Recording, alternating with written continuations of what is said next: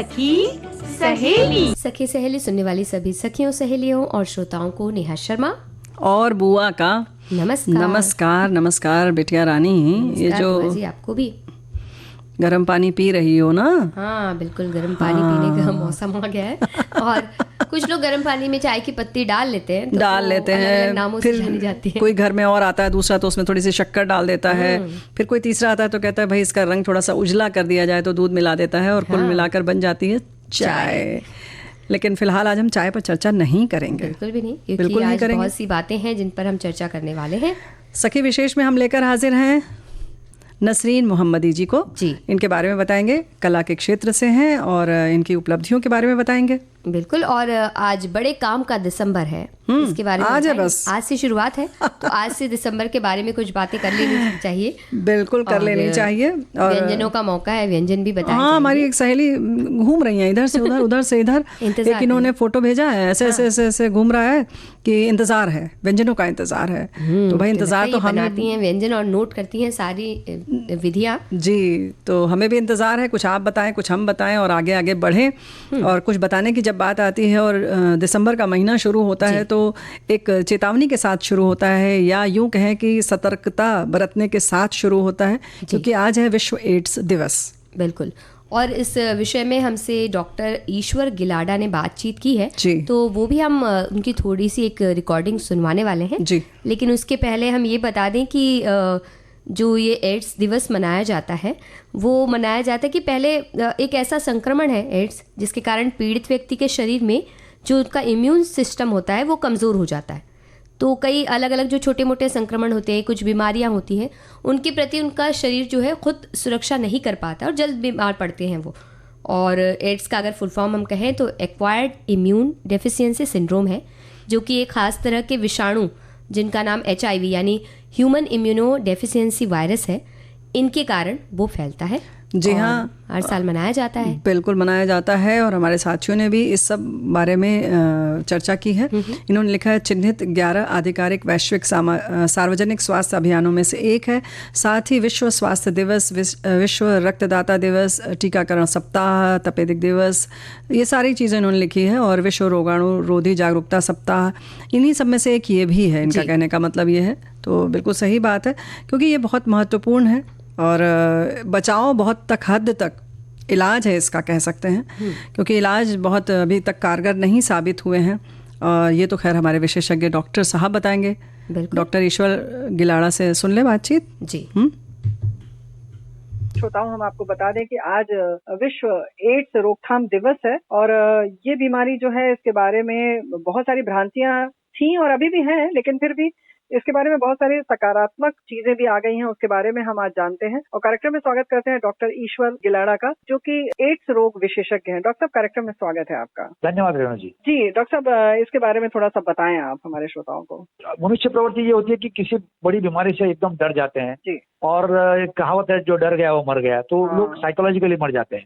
जी। अब HIV में ये हुआ कि अगर हम HIV की तुलना कोविड के साथ करें तो कोविड में आज तक सिर्फ एक 14-15 लाख लोग मर चुके हैं जी। लेकिन HIV से आज तक लगभग 3.5 करोड़ लोग मर चुके हैं। और एक जमाने में HIV इतनी खतरनाक बीमारी थी कि जान जवान लोग 2-3 साल में, जैसे HIV पॉजिटिव आता है, 1-2 साल में, 3 साल में, 5 साल में मर जाते थे।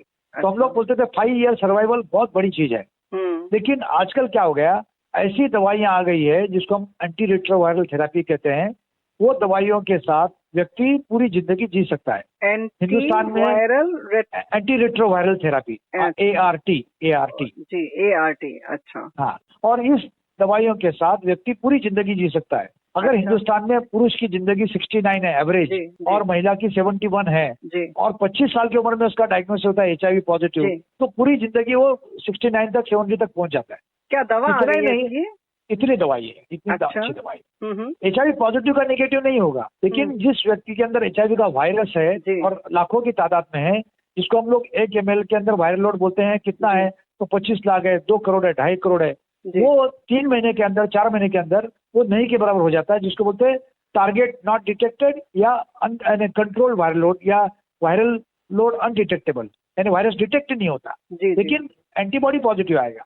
तो अगर इतनी अच्छी दवाइयाँ आ गई है तो मरीज अगर जांच नहीं कराता है तो उसको पता नहीं चलेगा कि उसको HIV है कि नहीं। तो ऐसे व्यक्ति जिन्होंने रिस्क लिए HIV की, कई व्यक्तियों के साथ संबंध किया है बगैर प्रोटेक्शन के, या HIV पॉजिटिव किसी का ब्लड उसको मिला होगा, या सुई से नशा किया होगा, ऐसे व्यक्ति ने अपनी जांच कराना जरूरी है। यानी कि आपने डॉक्टर पहली बात तो इसके साथ साथ 3 कारण भी बता दिए कि यानी कि जिससे भी संबंध किया हो बिना किसी सुरक्षा के, वहीं अगर कोई इंजेक्शन लिया हो इन्फेक्शन वाला, और वहीं कोई दवा ली हो जैसे ड्रग्स वगैरह आमतौर पर लेते हैं लोग, उसमें खतरा रहता है। तो ये 3 खास चीजें हैं जिसके कारण हो जाता है HIV पॉजिटिव व्यक्ति का। जी, मैं यहाँ एक करेक्ट कर दूं कि नशा करने वाली दवाई, जो खाने पीने वाली दवाई नहीं, जो लोग नशा करते हैं वो लोग सिरिंज एक दूसरे के साथ शेयर करते हैं। जी, वो शेयर करते हैं, वो खतरनाक है। या कभी कभी किसी अस्पताल में गलती से, हालांकि अब तो डिस्पोजेबल रहती है, लेकिन फिर भी गलती से HIV मरीज के इंजेक्शन से अगर दूसरे के अंदर लगा तो दिक्कत हो सकती है। उसके चांसेस बहुत कम है। जी, बहुत कम है। जी। तो ये मुख्य कारण है। तो चलिए ठीक है, इससे बच लें। लेकिन आपने दवा की बात की, ये बहुत सकारात्मक बात है, लेकिन उसके साथ साथ जो घबराहट होती है मन में, उसके बारे में क्या कहेंगे? देख, घबराहट क्या होती है कि सब लोगों के दिमाग में इतिहास रहता है जी, और जो साइंस है वो थोड़ा वो मद्देनजर नहीं करते। इतिहास ये है कि HIV पॉजिटिव लोग 2 साल 3 साल 5 साल जीते थे। दूसरी बात ये थी कि HIV ज्यादा करके जवान लोगों को होता था और होता है अभी भी। तो माँ बाप या दादा दादी नाना नानी कोई अपने बच्चे को या पोता पोती को खोना नहीं चाहते थे, बिल्कुल, और वो खौफ बैठा हुआ है। दूसरी घबराहट ये है कि ये HIV ये सेक्स से जुड़ी बीमारी है। 95-96% लोगों में ये यौन संबंध से होती है बीमारी, तो उसके साथ लांछन लगता है, और कोई इंसान मरने इसलिए डरता नहीं है जितना लांछन से डरता है। तो लांछन की वजह से और यंग लोगों में होने वाली बीमारी की वजह से जो लोग खौफ बैठा है लोगों के दिमाग में। लेकिन अभी जो डेवलपमेंट हुए हैं पिछले 10 साल में, 15 साल में, 20 साल में, उसको मद्देनजर रखते हुए लोगों को ये जानकारी कर लेना जरूरी है कि जल्दी जांच करा ले और सही जगह इलाज कर ले। और इलाज करने के लिए जब अगर बाहर इलाज करते हैं वो भी ज्यादा महंगा नहीं है, क्योंकि हिंदुस्तान ये दवाइयाँ बनाता है। पूरे विश्व में 80% लोग दवाई हिंदुस्तान की दवाई खाते हैं HIV के लिए। हाँ, और गवर्नमेंट में इलाज मुफ्त में होता है। तो कोई किसी भी आर्थिक स्थिति का व्यक्ति हो, गरीब हो या अमीर हो या मिडिल क्लास हो, उसको इलाज करने के लिए काफी सुविधा उपलब्ध है। डॉक्टर साहब, एक सवाल और आता है मन में कि अगर माँ यानी कि कोई स्त्री जो गर्भवती है और उसे HIV सकारात्मक हो चुकी हो, पॉजिटिव हो, तो उसके में बच्चे के लिए क्या संभावना रहती है और क्या उसको प्रिकॉशन लेना चाहिए? अगर गर्भवती स्त्री HIV पॉजिटिव है और उसने दवा नहीं लिया है तो बच्चे को होने का संभावना 1/3 है, 30%, 35%। अच्छा, लेकिन उसको हम दवा चालू करते हैं और इवन एंड स्टेज में भी, प्रेगनेंसी के 8वें महीने में भी, तो भी बच्चे को हम बचाने के चांस 99% बच्चे बच जाते हैं, कभी कभी 100% बच्चे बच जाते हैं। अब हमारे क्लिनिक में जो बच्चे 170-180 बच्चे पैदा हुए हैं पिछले 5 साल के अंदर, एक भी बच्चे को HIV नहीं है। तो इतनी अच्छी दवाई है कि अगर समझो HIV पॉजिटिव व्यक्ति है वो अपने बीबी को नहीं लगाएगा, अगर वो पॉजिटिव बीबी पॉजिटिव है तो अपने बच्चे को नहीं लगाएगी। तो हम लोग एक से दूसरे होने वाला संबंध अगर है, जो HIV का संक्रमण है, वो 100% रोक सकते हैं अगर वो दवा पे है तो। यानी कि बहुत बड़ी बात आपने बताई कि ये जो दवा है वो इतनी कारगर है कि अगर एक बार दवा आपने शुरू कर दी तो फिर मतलब हम इसको एड्स को टाटा बाय बाय कर देते हैं। बस पीछे देखना ही नहीं है, पीछे देखना ही नहीं है। क्या बात है, बहुत बढ़िया बात। तो चलिए, ये बहुत अच्छी बात है कि अभी ये घबराने वाली जैसी चीज नहीं है। तो हमें उम्मीद है कि अब हमारे जो श्रोता है, जो सुन रहे हैं, या जो मरीज हैं, या जो मन में भ्रांतियां पाल रखे थे, वो अब निश्चिंत हो चुके होंगे और आराम से जिंदगी जी सकते हैं।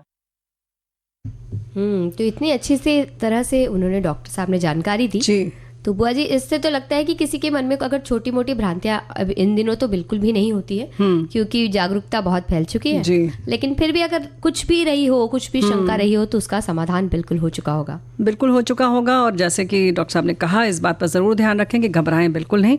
घबराहट से बहुत सारी चीज़ें बढ़ जाती हैं, जो नहीं भी होना है वो भी हो जाता है। लेकिन हम तो बता दें कि थीम क्या है इस वर्ष। बिल्कुल, इस वर्ष थीम है समुदायों को नेतृत्व करने दें, क्योंकि अक्सर इस तरह का जो संक्रमण होता है इसमें व्यक्ति सामाजिक रूप से उपेक्षित महसूस करता है। तो अगर समुदाय उनके साथ मिल जाता है और उनके संक्रमण के इलाज के लिए उन्हें आगे आने देता है, तो ऐसी बहुत सारी जो मुश्किलें हैं वो आसानी से और पहले ही ख़त्म हो जाती हैं, संबल मिल जाता है। और एक समुदाय ऐसा बनना चाहिए जिसमें कि उन्हें जो और भ्रांतियां हैं उनसे लोग दूर रहें। फिर भी अभी भी लोग सोचते हैं कि छुआछूत से होता है, ये होता है, वो होता है। तो इन सारी चीज़ों के लिए भी लोग सजग रहें, ऐसी हम कामना करते हैं। जी हाँ, तो सखी सहेली में हम लेकर हाजिर हैं सखी नसरीन मोहम्मदी जी को।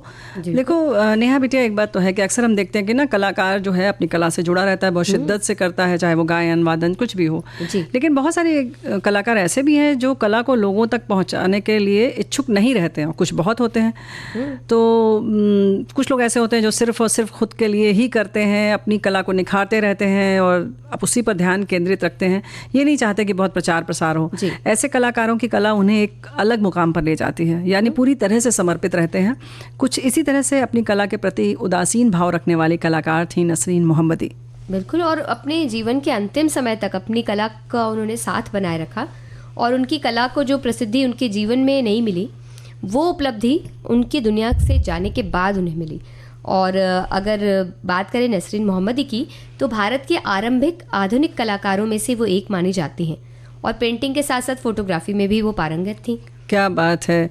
जन्म इनका 1937 में अविभाजित भारत में कराची में हुआ था। 8 बच्चों में से एक नसरीन जब बहुत छोटी थी तभी माँ का निधन हो गया। पिता के कई व्यवसाय थे जिनमें से फोटोग्राफी थी, उपकरण बेचने की दुकान थी। तो यहाँ से नसरीन मोहम्मदी की रुचि जो है इस तरफ हो गई, फोटोग्राफी की ओर, और वो इसे समझने भी लगी। विभाजन के दौरान उनका परिवार जो है मुंबई आकर बस गया। बिल्कुल, और संपन्न परिवार की थी तो इसलिए बहुत सी सुविधाएं उन्हें मिली। और 16 साल की थी तो पढ़ाई के लिए लंदन चली गई और 1954 से लेके 1957 तक उन्होंने Saint Martin School of Arts में पढ़ाई की और इतनी प्रबुद्ध थी कि इसके बाद छात्रवृत्ति लेकर साल 1961 से 63 के बीच पेरिस में पढ़ाई की और भारत वापस लौटकर मुंबई के भूलाभाई इंस्टीट्यूट फॉर आर्ट्स से जुड़ गई और यहाँ कई प्रतिष्ठित चित्रकारों जैसे M.F. हुसैन, तैयब मेहता जी, V.S. गायतोंडे जी से मुलाकात हुई और फिर उन्होंने गायतोंडे जी को अपना गुरु बना लिया। और बाद के वर्षों में साल 1972 में वो बड़ौदा में रही। यहाँ उन्होंने महाराज सयाजीराव विश्वविद्यालय में पढ़ाया और यहाँ वो बस गई। यात्रा का उन्हें बहुत शौक था तो देश विदेश में यात्राएं करती थीं और कई स्थानों पर रुककर अपनी कला के लिए वो विषय चुना करती थी। और यात्रा के दौरान वो फोटोग्राफी करती थी, साथ में उनकी डायरी हुआ करती थी जिसमें वो कुछ ना कुछ नोट करती रहती थी जी। तो उनके जाने के बाद उनकी डायरी से वो किस तरह से जीवन और को देखती थी, उनका दृष्टिकोण क्या था, ये जानने में बहुत मदद मिली।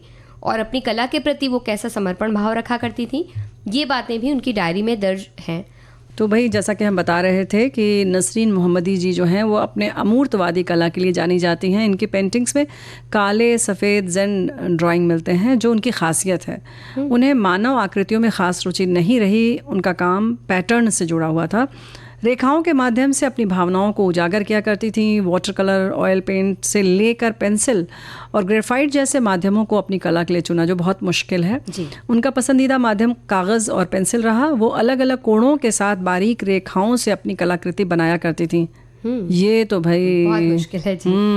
वो ऐसा मतलब हम जिस आसानी से उसे बात को कह दे रहे हैं जी, वो करना उतना ही मुश्किल है और उस तरह से उसे पूरी तरह से उजागर करना, पूरी तरह से बताना अपनी चीज़ को, अपनी भावना को, वो भी मुश्किल है। लेकिन हाँ, दूसरे तक पहुंचाना ये बहुत मुश्किल है। जो आप चाह रहे हैं वो दूसरे से कह पाएं सिर्फ पेंसिल और इन सब के माध्यम से, वो भी बिना कोई चेहरा बनाए। बिल्कुल, लाइट और शेडो को अपनी कला का मुख्य बिंदु बनाकर वो काम किया करती थी और इसके कई रूप उनकी कला में हमें मिलते हैं।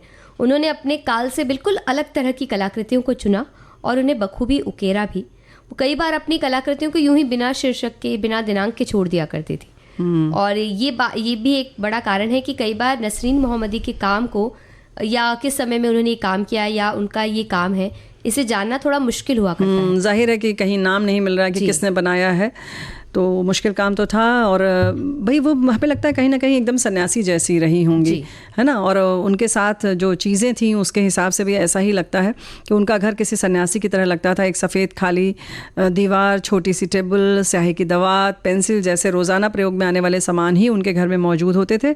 कई बार लोगों को ये आश्चर्य होता था कि आखिर वो इतने कम सामानों के साथ कैसे जीती हैं। उनकी कई कला प्रदर्शनियाँ जो थी उनके जीवन काल में भी लगी और उन्हें सराहना भी मिली, लेकिन देश में उन्हें असली पहचान जो है उनके इस दुनिया से जाने के बाद ही मिल पाई। बिल्कुल, और जीवन के अंतिम सालों में भी उन्हें एक दुर्लभ न्यूरोलॉजिकल विकार हो गया था, तो जिसके कारण उनके शरीर के कई अंगों ने काम करना तक बंद कर दिया था। फिर भी उन्होंने किसी तरह अपने कलाकारी करने वाले हाथ को इस असर से बचा कर रखा और अपने जीवन के अंतिम समय तक वो ड्राइंग करती रहीं। और साल 1990 में जब वो मात्र 53 वर्ष की थी तो वो इस दुनिया से चली गई। पर वो जाते तक उन्होंने अपनी कलाकृति बनाए रखा। ये बहुत बड़ी बात है, इसीलिए उनके काम को सराहा गया, एक अलग पहचान भी मिली। और कला के क्षेत्र में योगदान को इस बात से ही जाना जा सकता है कि उनके मृत्यु के मतलब आज हम कह सकते हैं ना 33 साल लगभग हो गए हैं। बाद में भी मुंबई में उनकी कला की एक प्रदर्शनी लगती रहती है। मितभाषी शर्मीली नसरीन मोहम्मदी को जानने वाले कहते हैं आज अपनी अंतर्राष्ट्रीय प्रशंसा अगर वो देखती तो शायद मन ही मन मुस्कुराती। और सखी सहेली स्वागत करती हैं दिसंबर महीने का। आज पहली तारीख है, ये भी बता दो शुक्रवार भी है। अब तुम ये बताओगी? नहीं, शुक्रवार है ये नहीं बताएंगे हम, नहीं बताओगी। एक पहली तारीख तो कभी भी आ सकती है, वार का क्या कर सकते हैं? क्या कर सकते हैं? शुक्रवार इसलिए व्यंजन की विधि जरूर बताएंगे हम, जरूर बताएंगे। इसके पहले दिसंबर क्यों बड़े काम का है ये बताना चाहते हैं हम। बताओ देखें जरा सा, क्या खास है? कहाँ जा रही हो तुम घूमने? देखिए कहीं घूमने तो हम जा नहीं रहे हैं फिलहाल।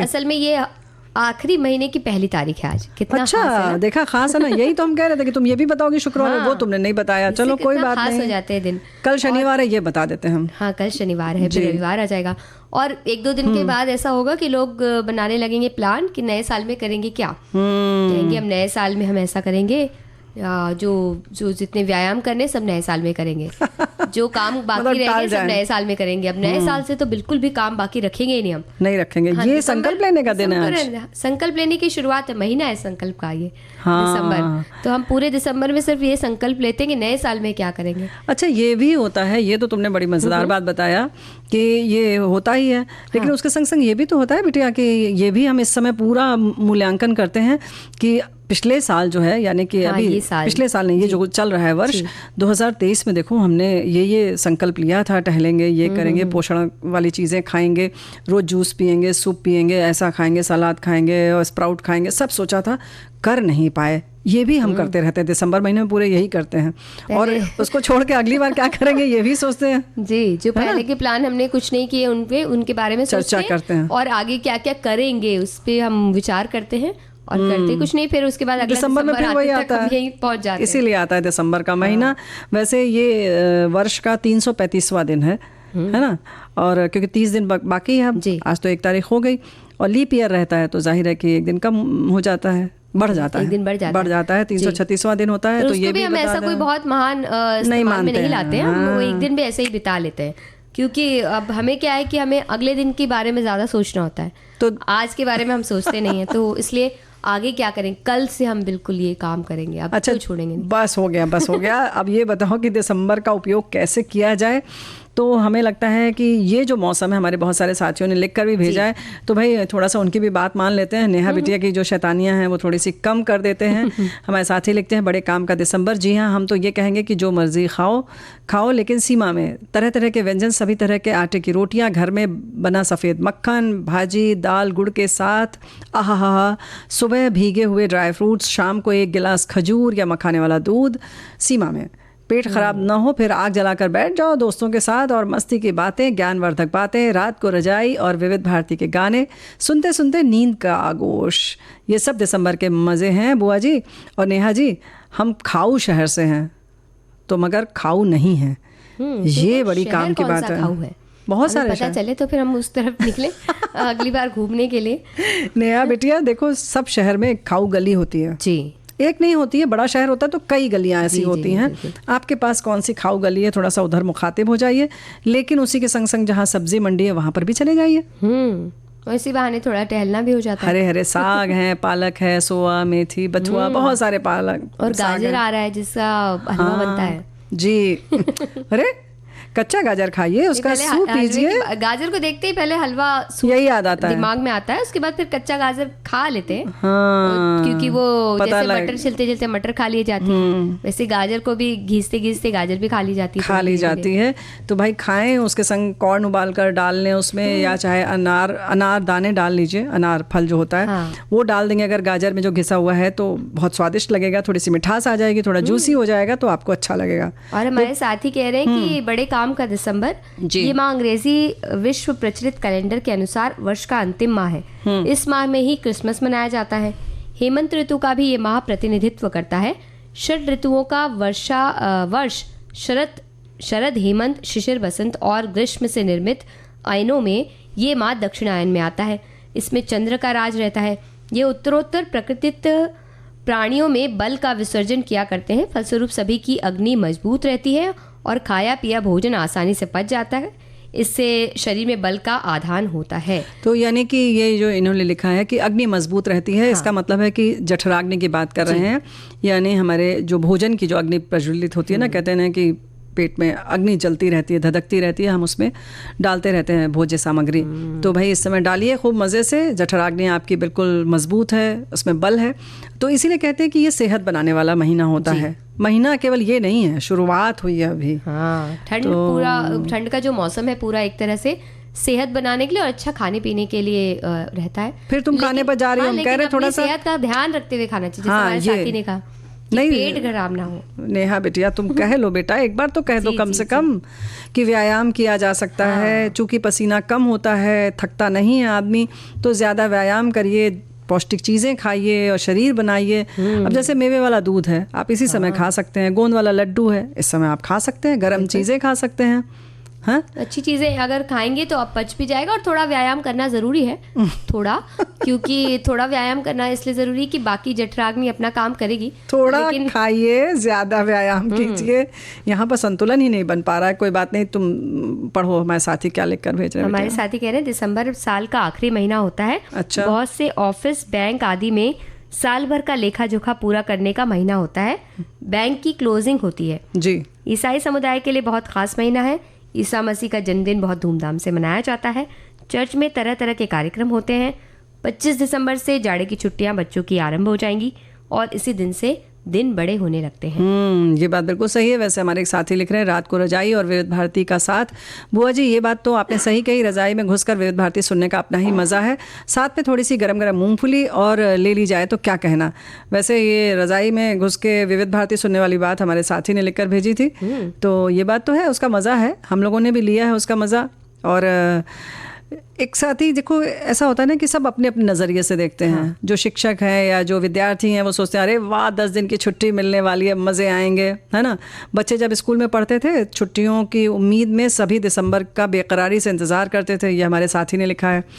तो कुछ यही होता है, जिसको जो चीज़ पसंद है। अब जैसे तुम खाने के पीछे पड़ी हुई हो कि नहीं हमें ये खाना है, वो खाना है, ये खाना है, चलो अच्छी बात है। सारे अच्छे अच्छे खाने लेकर आता है दिसंबर। हाँ, तो अच्छी अच्छी चीजें खा सकते हैं। सब्जियां भी बड़ी इतनी सुंदर लगती हैं, ताजी ताजी, क्योंकि मौसम अब सब्जियों का अच्छा मौसम आ गया है। तो आप फूल गोभी भी देख लीजिए, जो बाकी समय में जैसे दिखती है उससे कहीं अच्छी लगती है। मतलब खिला हुआ फूल लगता है कम से कम, ऐसे मुरझाया मुरझाया लगता है, भी खाया जा सकता है।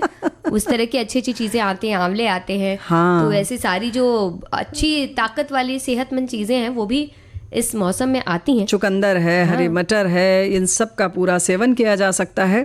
और करें आप लोग, क्योंकि ख़ास तौर से जैसे तुमने गाजर की जो बात शुरू की थी वो तो बहुत ही महत्वपूर्ण चीज़ है।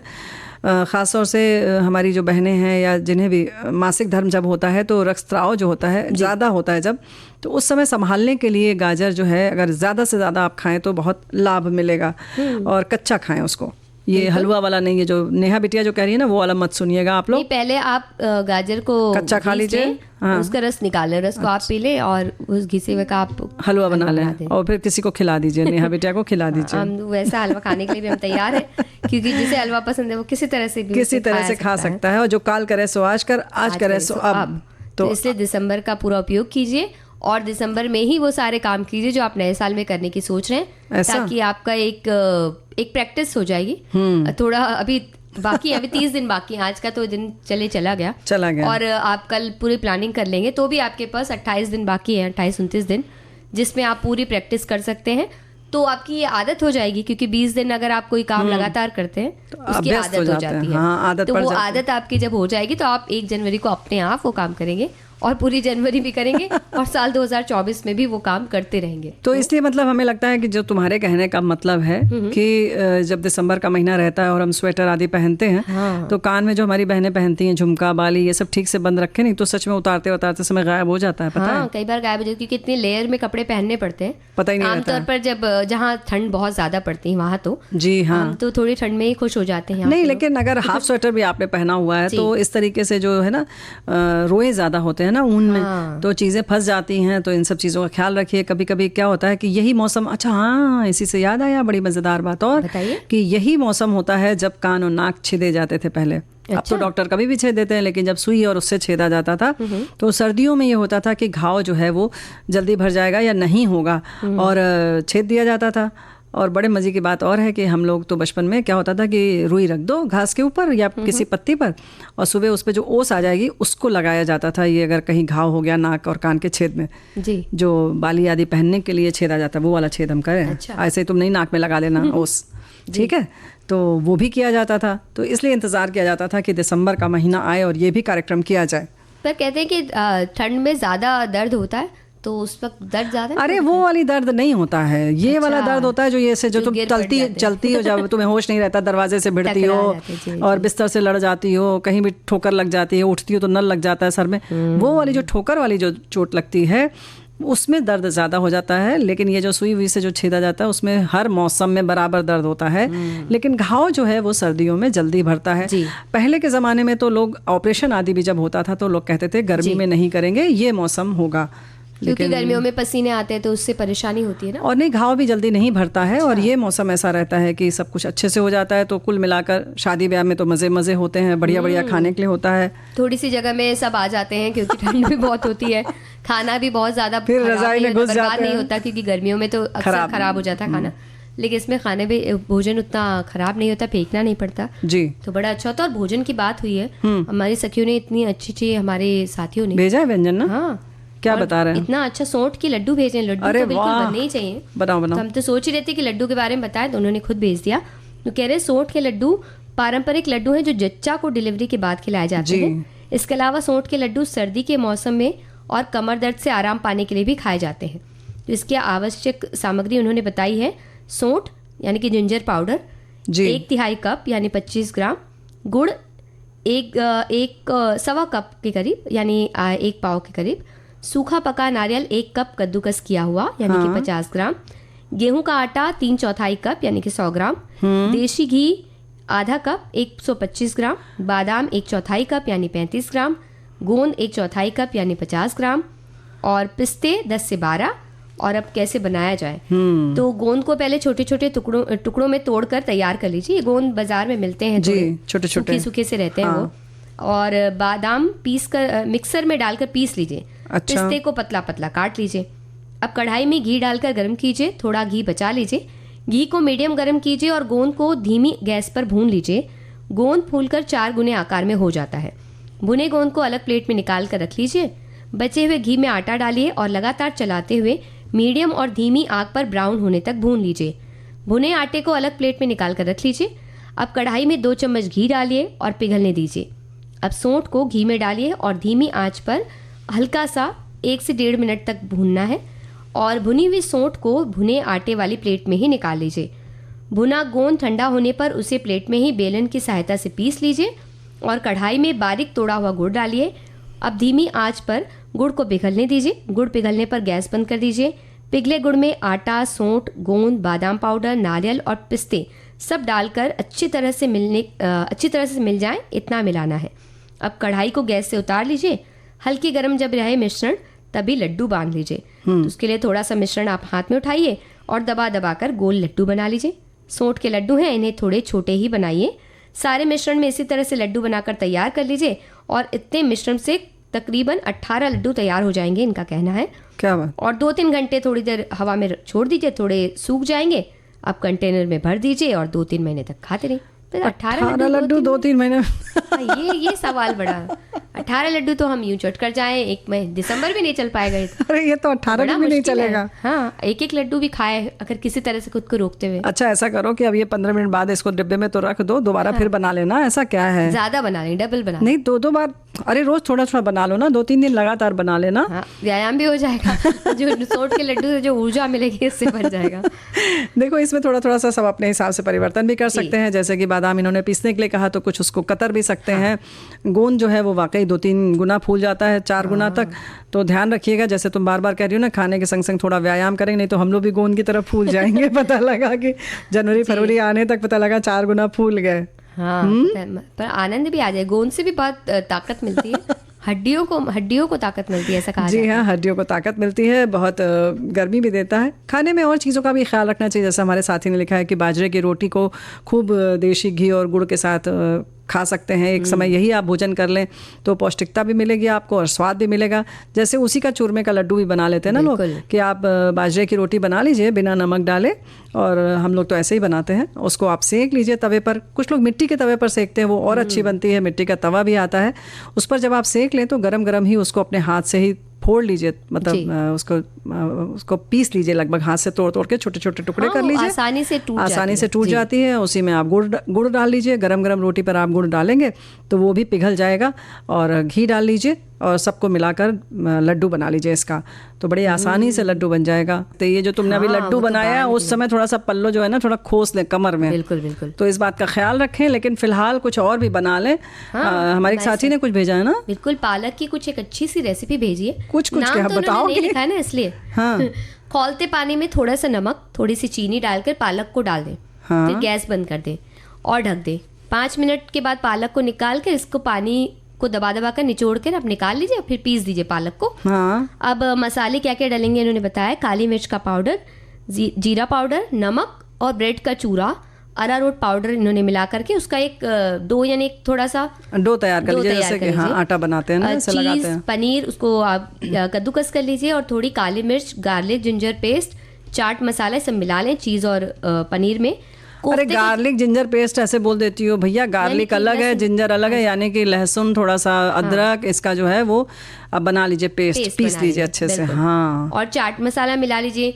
तो कोफ्ता जैसे बनाते हैं वैसे एक गोला आप बना लीजिए। अब उसमें पनीर और चीज को स्टफ कीजिए। अच्छा। ब्रेड क्रम में लपेट कर इसको सेलो फ्राई कर लीजिए। मतलब पहले ये जो हमने बनाया है डो जैसे तुमने बताया, उसमें पनीर और चीज को थोड़ा सा बीच में भर लें और फिर उसका लड्डू जैसा बना लें, और फिर उस ऊपर से ब्रेड क्रम्स यानी जो ब्रेड है थोड़ी सूखी अगर हो तो अच्छा है, उसको कद्दूकस कर लीजिए, ऐसे उसका बुरादा जैसा बना लीजिए, उसको उसमें लपेट लीजिए। अच्छा। हाँ, फिर चीज और पनीर इसमें है तो बच्चे से खाना पसंद करेंगे चटनी के साथ। इसको शैलो फ्राई करना है। अच्छा। शैलो फ्राई करने के बाद कह रहे चीज और पनीर है तो बच्चे तो खा लेंगे। अच्छा। लेकिन अगर आपको इसकी सब्जी बनाना चाहते हैं तो सिर्फ भुना बेसन इसमें मिला लें और पनीर स्टफ करें। तो चीज और वो मतलब चीज न डालें, फिर पनीर भर के लड्डू बना लें और फिर बेसन में लपेट कर भी आप इसको तल सकते हैं। जैसे कोफ्ते के जैसा वो बन जाएगा। और उसके बाद आप इसमें अगर स्नैक्स में खाना चाहते हैं तो ब्रेड चूरा और अरारोट कॉर्नफ्लोर वाला जो चीज है वैसा बनाएं। और सब्जी बनानी तो ऐसा कर लें। तो इन्होंने खुद कहीं देखी ये रेसिपी, इन्होंने बताया 5 साल पहले दूरदर्शन पर, तो उड़िया चैनल पर देखी तो अच्छी बात है। वैसे उड़ीसा की बात आई तो वहाँ दालमा बनती है और बड़ी अच्छी बनती है। उसमें सारी तरीके की सब्ज़ी डाल दी जाती है और दाल बनाते हैं इसको, और इसको खाते हैं, बहुत अच्छा लगता है। वहाँ पर ख़ास तौर से ये जो ड्रम स्टिक्स होते हैं ना, जिसको क्या बोलते हैं हम लोग, सहजन बोलते हैं। इसकी पत्ती की पकौड़ियाँ बनती हैं, बहुत अच्छी बनती है। इसकी जो पत्तियाँ होती हैं बहुत अच्छी होती हैं, और जाहिर है कि गठिया आदि के लिए बहुत अच्छा होता है, जोड़ों के दर्द के लिए आराम मिलता है अगर इसको खाएं तो वो भी खा सकते हैं। तो अब अपने साथियों को कहते हैं कि जिन्हें आती है ये वाली पकौड़ी बनाना, वो उसकी विधि हमारे साथ शेयर कर लें तो हम उनसे फिर बताएंगे। बिल्कुल बताएंगे। वैसे हमारे एक साथी ने खमण बताया है, अगर कहो तो बताएं। जी बताइए। तो इन्होंने बताया है कि ये तो बड़ा मुश्किल हो गया, खमण कैसे बताएंगे हम लोग जी। लड्डू की बात कर लेते हैं। बिल्कुल लड्डू की बात कर रहे थे, लेकिन चाय का मसाला भी बनाया जाता है तो हम क्यों ना चाय के मसाले की बात करें, क्योंकि समय भी इतना हो चुका है कि अब सिर्फ खमण नहीं चाय का मसाला ही बनाया जाता है। बताओ चाय नहीं बनेगी। और चाय का मसाला बनाने के लिए हमें कुछ मसाले होते हैं जो रोजाना इस्तेमाल में आते हैं, वैसे ही होते हैं, जैसे कि 10 से 12 लौंग, 12 से 14 इलायची, 7 से 9 काली मिर्च, 2 बड़े चम्मच सौंफ, हाँ। 1 इंच दालचीनी, 1 इंच सूखा अदरक, 3-4 यानी जायफल, सौंठ। हाँ, और 3 से 4 जायफल जी, 5 से 8 तुलसी के पत्ते। अब इसको बनाने के लिए साबुत मसाला जो है इसको थोड़ा ड्राई रोस्ट यानी सूखा सूखा भून लें ताकि पीसने में आसानी हो। हाँ, और एक पैन को गर्म करके उसमें लौंग को पहले 2 मिनट के लिए भूने, खुशबू आने पे गैस बंद करके प्लेट में निकालें और इसी तरह से काली मिर्च लेके थोड़ा सौते करें। फिर उस सबको मिलाते जाएं, ऐसे ड्राई रोस्ट करके अलग अलग भी कर सकते हैं। और सौंठ और जायफल का पाउडर अगर आपने लिया है तो उसको रोस्ट करने की जरूरत नहीं, सीधे आप इसमें मिला सकते हैं। और सारे मसाले जब ठंडे हो जाए तो आप मिक्सर में डाल के उनको दरदरा पीस लीजिए। इसके बाद जायफल पाउडर और सौंठ को डालकर उसके साथ मिक्स कर लीजिए और चाय का मसाला तैयार है। थोड़ा थोड़ा डालें, बहुत ज़्यादा ना डालें, ऐसे कहते हैं। बहुत बढ़िया। और सर्दियों में तो आप गुड़ की चाय भी पी सकते हैं, बहुत अच्छी लगेगी, गले को भी आराम देगी। और नेहा बिटिया ज़रूर पियेंगे क्योंकि हमारे साथी लिख रहे हैं कि लग रहा है कि नेहा बिटिया के गले में तकलीफ है। बिल्कुल, हमारे साथी हमारे दर्द दुख को पहचान जाते हैं। तो इसी के साथ हम उन्हें ये भी पता चल चुका है कि समय हो चुका है जी। तो बस लेते हैं कार्यक्रम से इजाज़त। स्वीकार कीजिए नेहा शर्मा और बुआ का नमस्कार। विविध भारती